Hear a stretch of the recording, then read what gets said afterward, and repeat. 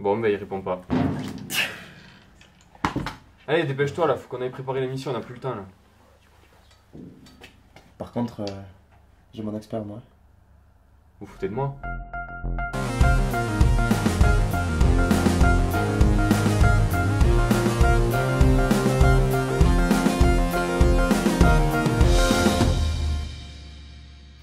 Salut à tous, très content de vous retrouver pour la 5e édition de la MOFC TV.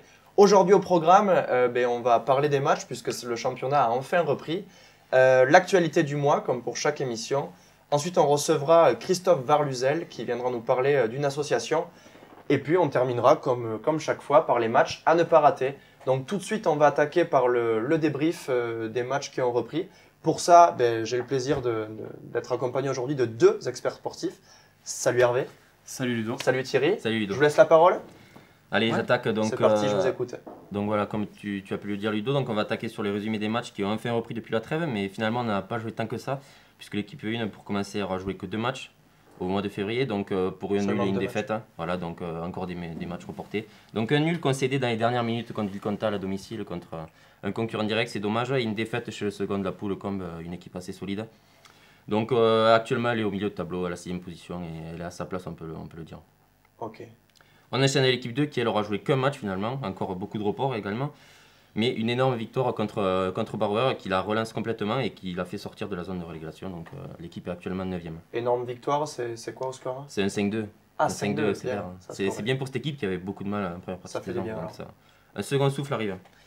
Pour l'équipe 3, 2 matchs joués et c'est pareil, une dynamique qui repart un peu parce qu'elle a accroché une victoire qui l'a fait revenir dans la course maintien. Et elle a enchaîné par une courte défaite chez le premier de la poule, donc c'est très encourageant pour la suite. Et donc elle est à égalité avec le non relégable juste devant elle, donc c'est très encourageant. Il y a du mieux, quoi. C'est Joe Bertrand, notre invité de la dernière émission, qui doit être content, quoi. Il est aux anges apparemment. Okay. Parfait. Et il a beaucoup d'ambition. Et notre équipe 4, une victoire, une défaite, donc grosse victoire par forfait quand même, il faut le souligner, qui fait du bien. Et une défaite chez la Croix-Barrette, donc un concurrent solide. Et l'équipe effectue, en fait, comme on l'a vu lors de la dernière émission, un nouveau championnat pour cette deuxième partie de saison, où il y a seulement 6 équipes, donc un championnat intéressant qui commence tout juste. À suivre. Voilà, au cours de mars. Parfait. D'autres choses à ajouter, les gars? Non. On est pas mal. Ouais, tu n'as rien dit, on est d'accord? Ouais, c'est okay. ça. On passe à l'actu du mois, et ce mois-ci, c'est un des joueurs de la MOFC qui est mis à l'honneur. Il s'agit de Michael Serre, le joueur de longue date à l'ancienne Méridienne FC, avant la fusion. Ce défenseur originaire de Noyac est un des visages emblématiques du football local. À la mi-janvier, on apprenait que Michael devait se faire opérer d'une tumeur à la moelle épinière, une opération dangereuse mais néanmoins indispensable. Résultat, aujourd'hui, notre Mika local se porte très bien et a même commencé sa rééducation il y a quelques semaines. Les pronostics des médecins sont apparemment très bons et on souhaite donc à Michael beaucoup de courage et de patience dans sa convalescence. Toute l'équipe de la Méridienne Dolt lui fait un gros coucou. Salut Mika, courage à toi. Bon courage. Courage Mika. On continue tout de suite avec notre invité du mois et aujourd'hui j'ai le plaisir d'accueillir Christophe Varluzel, joueur très investi de la MOFC, adjoint du coach de la Une. Salut Chris. Salut Ludo. Salut. Donc vous avez sûrement dû le remarquer, cette année sur les shorts du club de la Méridienne Dolt apparaît le logo Un maillot pour la vie. On est très fiers de porter ce logo et c'est pour ça que Chris est là aujourd'hui parce qu'il est donc bénévole au sein de cette association et je voudrais que tu nous parles un petit peu de cet asso.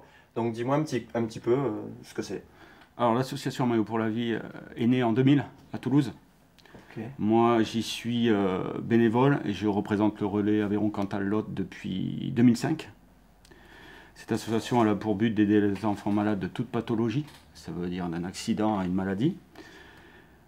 Le but du jeu c'est leur faire pendant 1 heure, 2 heures, 2 jours, leur faire oublier un peu la maladie par le biais des sportifs. Donc de tous les sports confondus, foot, rugby, vélo, voiture. Et moi, j'interviens au niveau des clubs pour faire des coups d'envoi effectifs. Et le but, c'est de les faire passer pendant 2 heures, les faire sourire et oublier la maladie, tout simplement, quoi.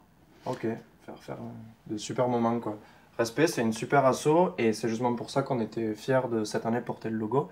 Et toi, du coup, ton rôle directement, c'est quoi? J'ai cru comprendre que tu allais sur quelques matchs, accompagner justement, organiser. Ouais. Alors moi, si tu veux, j'ai monté mon relais, donc je te disais en 2005. J'ai un parrain qui me suit depuis ça va faire 10 ans qu'il me suit, c'est Jérémy Choplin, un joueur Ok, ouais. qui est passé par Rodez.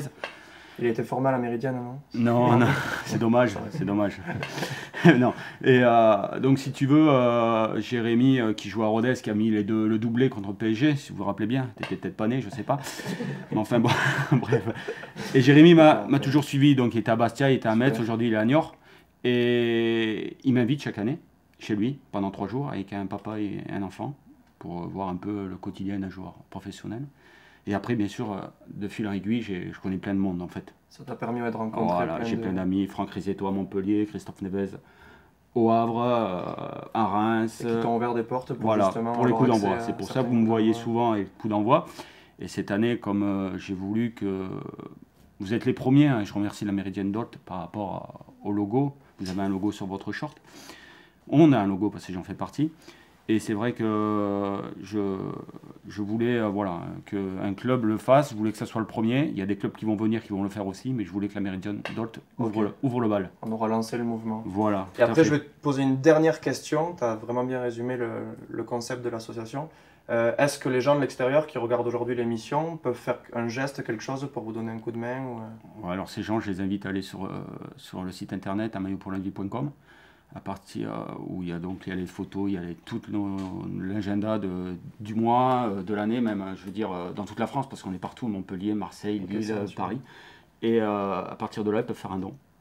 Ils peuvent faire un don, ou voilà, ils donnent de l'argent et ils recevront un petit papier au niveau des impôts. Parfait, ben, on vous invite à aller faire un tour sur le site, du coup, on vous mettra l'adresse en bas, je demanderai ça à mon réalisateur, il devrait y c'est arriver. parfait, c'est parfait.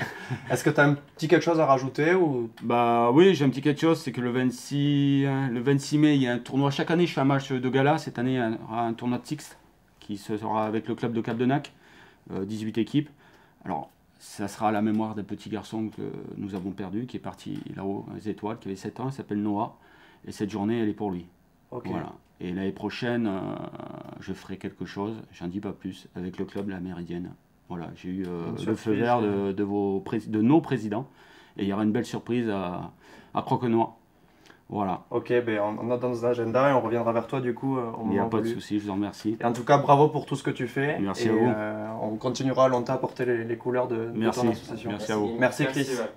L'émission touche bientôt à sa fin. Du coup, je me tourne vers vous, les gars. Parlez-moi des matchs à ne pas rater au mois de mars. Voilà, donc je vais m'y coller. Donc, pour l'équipe 1, ça sera le samedi 24 mars, donc à Montbazin, donc chez un concurrent direct. Et surtout pour un beau derby, donc en prévision. Après l'échec du match aller à domicile, donc notre équipe 1 devra se racheter chez ce concurrent direct. Gros match. Gros match pour l'équipe 1. Et pour l'équipe 2, ça sera dès ce week-end, ça sera son match capital du mois parce qu'elle ira à Vabre-l'Abbaye, donc au sud de l'Aveyron pour son 8e de finale de Coupe des Réserves, compétition dans laquelle elle vise le titre final. Donc ça sera le match à aller voir pour les supporters les plus assidus. Ouais, donc là il va falloir du monde au bord du terrain. La route sera longue, mais il faudra du monde pour les Il y supporters. a un Jérôme Kielko qui doit être chauffé à bloc. Là, voilà, donc on l'entend d'ici, il est bouillant.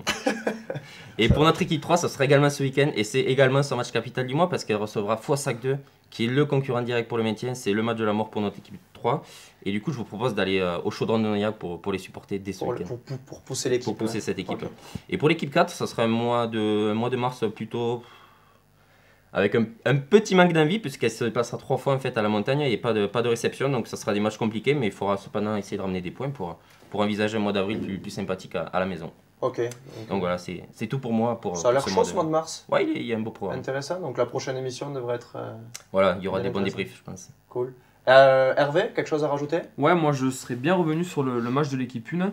Par contre, Hervé, excuse-moi, j'aurais pas le temps. On me dit qu'il faut que j'arrête l'émission. Voilà, c'est tout pour aujourd'hui. Merci de nous avoir suivis. Pensez à vous abonner à nos pages Facebook, Snapchat et YouTube. Et allez faire un tour pour Christophe Varluzel sur le site Un maillot pour la vie. On se retrouve le mois prochain. Et en attendant, rêvez grand, rêvez bleu.